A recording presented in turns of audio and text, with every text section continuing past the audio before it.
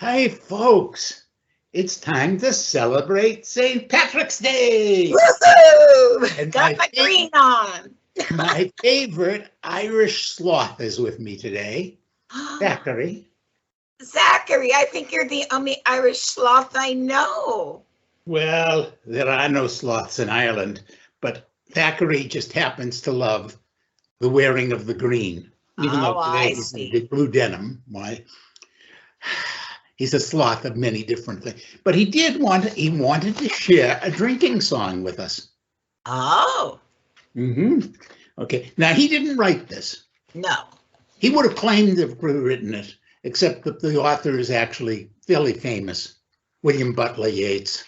Oh, okay. Yeah, we wouldn't want to try and. He's in good company. Yes. So I'm going to help Thackeray read a drinking song. All right. Wine comes in at the mouth, and love comes in at the eye. That's all we know for the truth before we grow old and die. I lift the glass to my mouth. I look at you and I sigh. Oh, that is beautiful. I had never heard that before. I bet there's many things, songs and such from Ireland I never heard though also. Probably. Of course, Thackeray is a great lover. Have you been to Ireland, Ken? Yes, I have. Have you? No, but it's the one place I always wanted to visit because I heard it was just beautiful. Yeah, Roz and I went there many years ago. It is gorgeous. The sheep are very happy. Really, I mean, the cows are happy. The dogs are alert and happy. I mean, it is a happy land in many ways. The problem was at the time, now of course it's gotten economically much better, but at the time we were there, that was early, many years ago, and the EU has not available, and Ireland was still hurting. A lot of people were on the dole, but it's very beautiful, very friendly, a lot of good beer.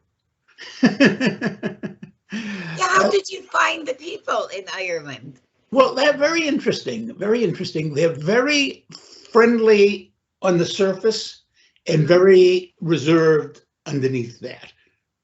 If you're in the pub and you're singing and talking, it's very friendly, but they're not going to share anything of their personal lives. I see. It was very interesting. Of course, one of the things that was fascinating to me was that we were staying in B&Bs a lot. And so we were getting bacon. We were getting Irish breakfast. Irish breakfasts are wonderful. And the Irish really... What are they? Oh, yeah. They give you a good breakfast. But is it like American breakfast or is it? Oh, no, much more. You might get sausage and bacon and eggs and potatoes and some kind of bread or blood pudding they're wonderful breakfasts. Tomatoes. I eat it all. Except one had tomatoes with it, which I love. But the one thing that I found very strange, of course, tea. Not coffee, but the bacon, the rasher. A rasher of bacon is very different. You get within Ireland. What I found was that the bacon, which is a major food group in Ireland, varied from place to place. Oh. Okay. And what I never found in Ireland was what we call corned beef, which of course in England is called salt beef. And it is not really an Irish food. It was actually something that the Irish in this country started eating, and I happen to love it. I mean, I grew up in Boston. Yes. As you know, so I love corned beef. Actually, one of the things that you just hit on, because I was going to go over a few things, and it says corned beef and cabbage was an American innovation. Yeah, yeah. Well, you see, when the Irish came here, two things about when the Irish came here. Most of them. First off, they were bloody poor. I mean, this was Yes. the 19th century. There were millions of Irish displaced by the potato famine, Yes. and many of them came to this country. And when they came here, they were looked down on. I mean, you literally in Boston, there were signs up, no Irish need jobs available, no Irish need apply. As inferior people, I know. Yeah, well, of course, that's very much the British anyway. I mean, since the time of Henry VIII and right on up through the idea was, how do we suppress these wild barbarians? Yeah. I mean, there's a huge disconnect. People don't realize that because we think in this country of Great Britain and as one thing. Yes. We don't realize how really disparate it is. Where people from one town might speak a language that's very hard for the people in the next town to understand. I mean, certainly the next county. Dialects, yes, are so different, aren't they? Yeah, and of course the Irish and the Scots and the Welsh were all seen as somewhat as barbarians. And of course, why is that?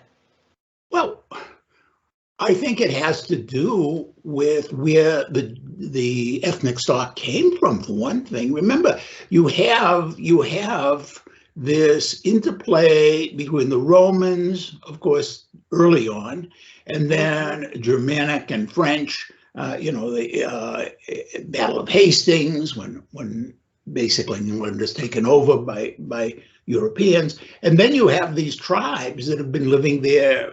Some going back to the Vikings, but others have been living there. Other religions, the Druid religion, things like that. And so you have this very, very different view. And of course, I mean, St. Patrick was Irish. Was not Irish. He was English. No. Yeah, he was captured, and he was captured, taken slave, and then escaped, I believe, went back in the belief that he could convert. I see. Mm-hmm. And so, it's always been the sense that the Irish and the Scots, of course, up until James I, the Scots were a separate country and making war. And then, of course, the Scots and the Irish come together in Northern Ireland to some degree, and that they settled in Appalachia. A lot of the Scots-Irish mix are in Appalachia. Anyway, so the English. I'm sorry. The English and Americans, like I said, were always looking down on the Irish. You know what I think? Maybe they put St. Patrick with Ireland because, from my understanding, he was kidnapped by the Irish raiders and sold as a slave to the Celtic priests. Right. Yeah, and then he escaped, went back to, and then went back, chose to go back to Ireland as a missionary. As a missionary, yeah. I see. And he was very successful as a missionary.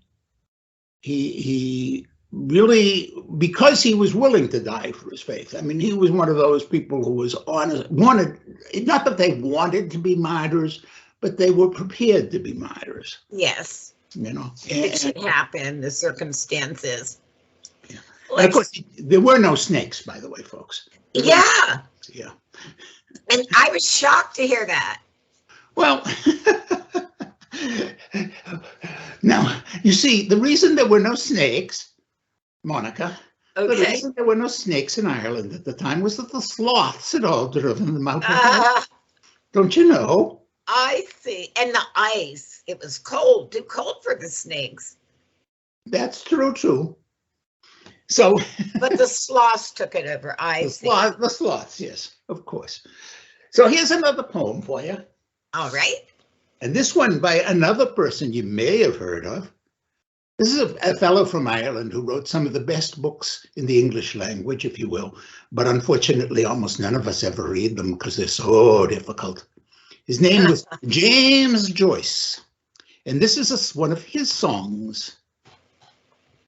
My love is in a light attire among the apple trees, where the gay winds do most desire to run in companies. There where the gay winds stay to woo the young leaves as they pass, my love goes slowly bending to her shadow on the grass. And where the sky's pale blue cup over the laughing land, my love goes lightly holding up her dress with dainty hand. Isn't that a beautiful picture of this charming young woman? It is. And, I don't think that the Irish get enough credit for their writings. Oh, the playwrights are wonderful, and their poetry, of course, Yeats is the best known, but yes. But and also the Scotch and the Welsh, all of these, they So anyway, we went to Ireland. Did you ever see a leprechaun? I did not. I did Or not a fairy? see leprechauns or fairies, no. I did see a few shamrocks, but that's nothing new in Ireland. But no fairies, no leprechauns. They were all a hiding. What I found interesting, I was doing a little bit of research on, the leprechauns, and they said the original Irish name for them is Lo Berrichon, and it's meaning small-bodied fellow. Mm-hmm. And it goes from, of course, Celtic belief in fairies, which I guess that's been around a long, long time. Oh, yeah. And if you've been to Ireland, you would believe in them too. I'll tell you why. Okay. Okay. The land is so rich and green. It is so beautiful. And then you have this rain and this mist. And then the sun comes out. And I have to tell you, seriously, you put enough Guinness in first. Of course, you have to have enough Guinness. And you look out there and you'll see those fairies. And those right, Thackery. But in the old folklores, leprechauns weren't so nice. I mean, they were considered very cranky and responsible for mending the shoes of the other fairies. Right. Yeah, no, yeah. In in most fantasy worlds, fantastical worlds with fairies or whatever you have, there are different castes, different jobs, different shapes and forms, different many things. And the leprechauns were not happy fellas. And I don't know where the idea of a pot of gold came from. Yes. But certainly one of the things about leprechauns is that they were not friendly. They would pull tricks on you and pranks on you, and were not considered the good guys of the fairy. No. Not like the fairies, yeah. And then, of course, there was the banshee who come to take your soul when you died. One of my favorite characters. I just, even as a young child, I always thought it fascinating, the leprechauns and the fairies. And there's so many in Ireland who swear they have seen these fairies and such. Mm-hmm. Well, as I say, if you drink enough Guinness, hey, I don't think that we in America appreciate the role of beer, because you have to remember that for many years it was very unsafe in much of Great Britain to drink the water. Mm. Okay, I mean it was not properly clean, and you could get diseases and things, and so drinking alcohol was basically to live. But the other part of it was that in that climate in those days, getting grain and veggies and things like that, you could only for a very short period of the year. And so alcohol becomes basically a way of storing calories in much of the world. Okay. And of course, that means that you drink to stay alive. So when I was in Ireland, one of the things, I mean, I never felt like people were driving drunk or anything like that. What I was very aware of was that they would drink, not the way I would drink. I mean, back then I would still drink a beer. Mm-hmm. And I'd have a beer, I'd go in and I'd order a pint, Guinness, and that I'd nurse it through the evening, and we'd be in this pub, and people would be singing and dancing, and it was great fun. And I'd have my pint. Right. And I'd leave part of it. And the guy next to me is like on his fifth or sixth pint. Now, do they show signs of drunkenness after this? Well, some do, some don't. But, I mean, of course. But I will tell you that much better than the beer, I have to tell you, I love the poteen, which is the home-brewed liquor. Oh. And quick story, the author Ron Rash? Mm-hmm. Yeah, well, I met Ron. He was doing a seminary kind of thing in the mountain, in the Adirondacks, not the Adirondacks, the Appalachians, and I went to it, Carolinas. And Ron and I got friendly, and he decided that he was gonna get me drunk. So he orders up some of his homebrew from his personal. His personal stock. Yeah, his personal lager. And he invites me to have some with him. Now, he figured I wouldn't know nothing about this stuff, but of course I'd been to Ireland, and I love the poteen. So, well, I put Ron to bed that night. Oh. It was a good night, but don't drink. What did he say the next day? So, anyway. As a result of that famine, though, the Irish came to this country and to Canada. There are a lot of Irish, and all over the English-speaking world. Mm-hmm.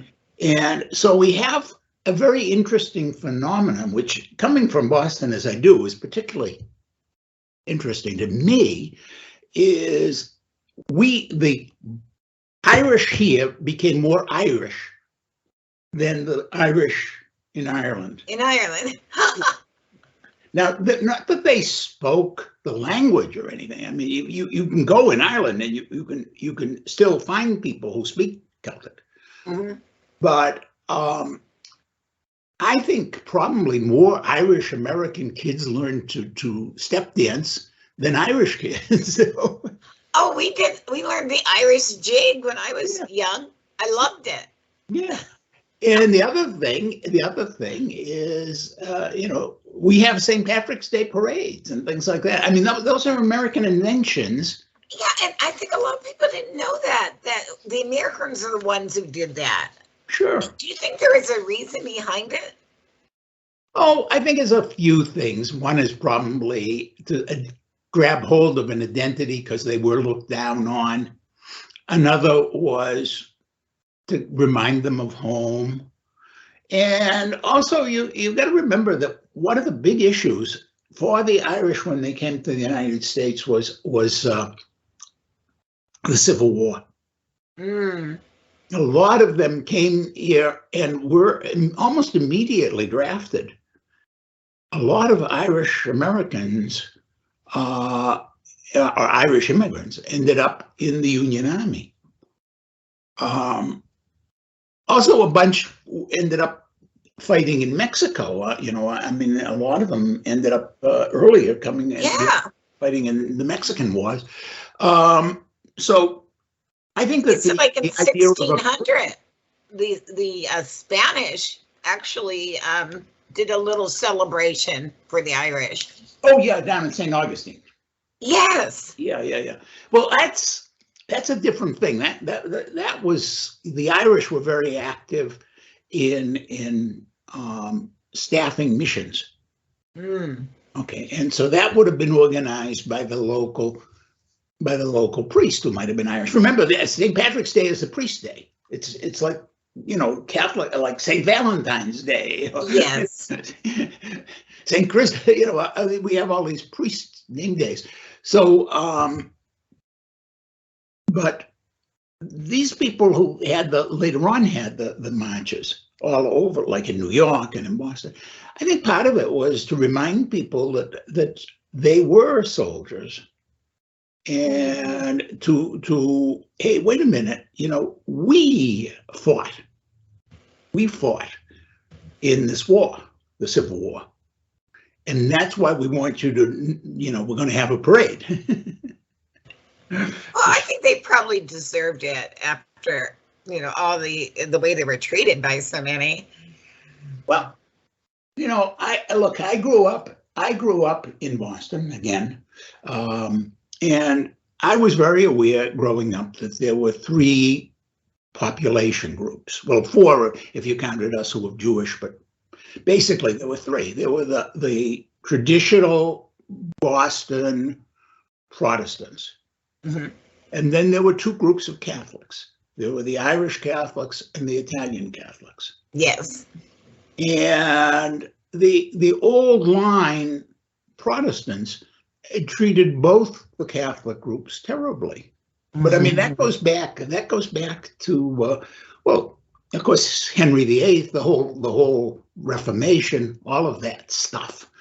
You know, if you're a history buff, right? It's funny how it affects everyone else, though. Yeah. And so anyway, they were treated terribly, and they did want to. By the way, I have a book I'm going to recommend to people. You know, we don't often do this on the show. We interview authors. I interviewed this author. His name is Arthur Phillips, Phillips.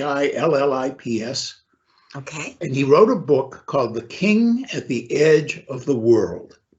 And it is set just at the end of Elizabeth I's reign, and just as James the First, of course, who was James VI of Scotland, is coming down to, you know, he's going to be the next king of England, except that there's this concern that he may be a papist, he may be a Catholic.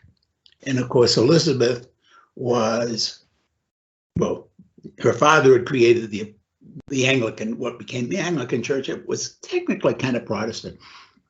So, and that's it's a great story about the person who is sent to find out if James is a secret Catholic or if his perceptions of being Protestant are true.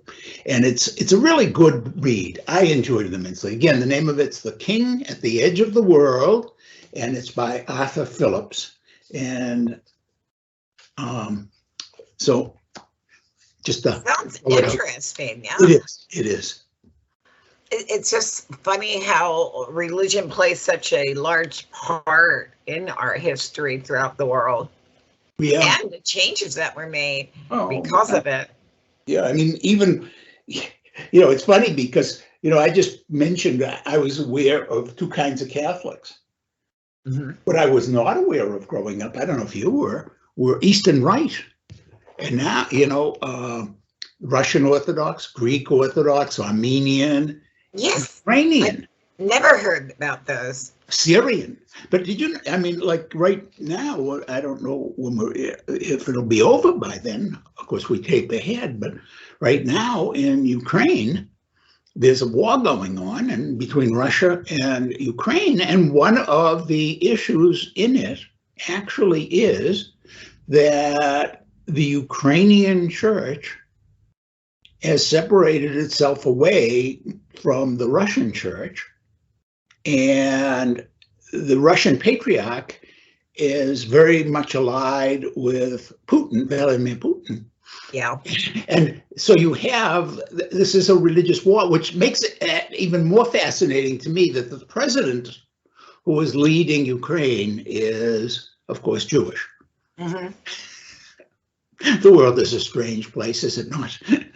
Well, I think I kind of admire him. I mean, he went from what, being an entertainer to caring enough to run for office. What a responsibility. And I have to say, without any experience, he's not doing badly. Well, you know, I think that he, I don't know how he was doing before. You know, I don't know how well he was. I wasn't following Ukrainian politics for one thing, but also, you know, my guess is that he was not that great at, you know, running a government. But what he is doing is like what Churchill did. He's the voice of his people, the soul.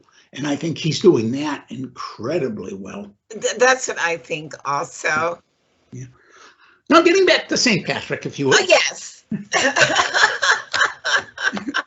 Because Thackery is getting very tired of this talk about the things, right? Yes. Do sloths like corned beef and cabbage? No, he does not like corned beef and cabbage. Oh. So what do you eat, Thackery, on St. Patty's Day? Hibiscus. Hibiscus. Everybody knows the sloth eats hibiscus. He'll also eat carrots and other leaves, but he loves his hibiscus. Well, you're going to be eating greenery, we can tell. He'll be eating the green. You know, have you ever had a clover? There's an idea. He's okay, so you have to try it. We'll have to try some clover, yes. All right. So this is a poem by one of those displaced Irish people, you know, not a couple generations later. Yes. But it's funny because St. Patrick's Day really was not, I gather, as big a celebration in Ireland as it came to be here. Oh, another part of that you have to remember is that Ireland is still divided. And in the north, it's really divided between the Catholics and the Protestants. Of course, and that goes way back, and now we're talking about the whole horrible history of British colonialism, etc. Yeah. So one of the things is that when people came here, the vast majority were dispossessed Irish Catholics. Okay, so you don't find a lot of Irish Protestants here. No. Yeah. And that's true, because almost every Irish that I had met years ago were Catholic. Right. So, and those who aren't, for the most part, were. I mean, their families were, and then they didn't come over.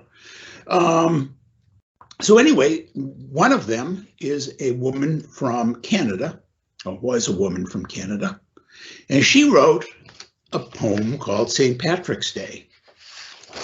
And this is kind of like the St. Patrick's stuff we usually think of, and I like this poem. And I will let you guess why I particularly like this poem. Okay. There's an isle, a green isle, set in the sea, where here's to the saint that blessed it, and here's to the billows wild and free that for centuries have caressed it. Here's to the day when the men that roam send longing eyes o'er the water. Here's to the land that still spells home to each loyal son and daughter. Here's to old Ireland, fair I ween, with the blue sky stretched above her. Here's to her shamrock warm and green, and here's to the hearts that love her. Oh, that's beautiful. Mhm. And why do I like it so? Because it is one of the very few places I have ever heard that use of the word ween, which means to know. I didn't even catch that. Here's to old Ireland, fear I ween, the blue skies stretched above her. Yeah. It's beautiful also, and it's showing the love of their country. I wonder if she ever was there. She came from Canada. I bet she was. She was probably in one of those pubs you attended. Well, everyone, I think that when we celebrate St. Paddy's Day, I believe it's recognizing the Irish population and how they contributed to the building of America, how they contributed, as Ken said, as being in the Union. And they were scorned for such a long time. And I think this is something that we're going to have every year to remind us of the good they did and how happy we are now to have welcomed them to our shores. I think there's a little more to it than that, though. And this is something I'm very aware of. When the Irish came to this country, as we've been talking about, folks, they were looked down on. People would call them the Black Irish. Yeah. I mean, we're talking now about right around the Civil War time, so, the implication of that. And now they are very central to who we are as a country. They have contributed to our government. They have contributed to our way of life. They have contributed to our economy. They have contributed to our freedom. I just want to remind people that we have a lot of people coming here now from other parts of the world. Yes. Okay. We have people coming now from the Middle East. We have people coming from Afghanistan. We have people coming from Iraq. We have people coming from Syria. Sadly, I'm sure we're going to have another influx of Ukrainians here. And I think so also. And we have people trying to come here from places like Guatemala and El Salvador and Honduras. People desperate, just as those Irish were desperate because of the hunger of the potato famine. Yes. And they came here, and it was good for us. And I honestly believe that this country only can survive and grow and become enriched when we open our hearts and our doors and our minds to people from other cultures. And so I'd like to use the St. Patrick's Day to remind us as Americans, as Canadians, well, some of our listeners, as Brits, I know some of our listeners, and mostly Aussies. Our countries are made richer by the people who come to them. We're made fuller by the people who come to us. And let us open our doors and our hearts. I agree, Kim. They add to America and what America is. Well, with that, Thackery, are you ready for an Irish song? Because we're going to, first of all, say, may the luck of the Irish be with you, not just on St. Paddy's Day, folks, but at every single day of your life. And we want you to enjoy this very Irish song. Here we go, folks.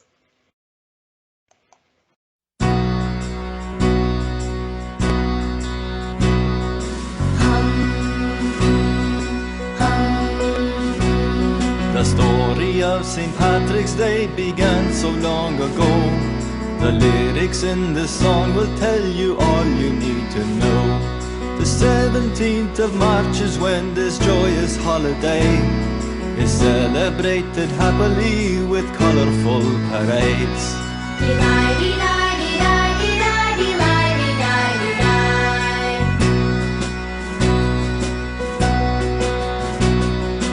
Patrick was only 16 when the pirates captured him.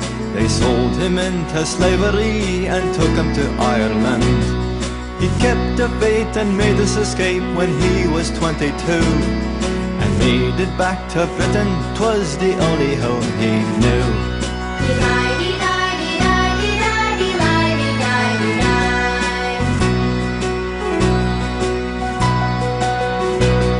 Now Patrick had a vision to return to Ireland, and vowed to teach Christianity until the bitter end. Legend says that Patrick used a shamrock to explain that the Father, Son and Holy Ghost are all in one the same.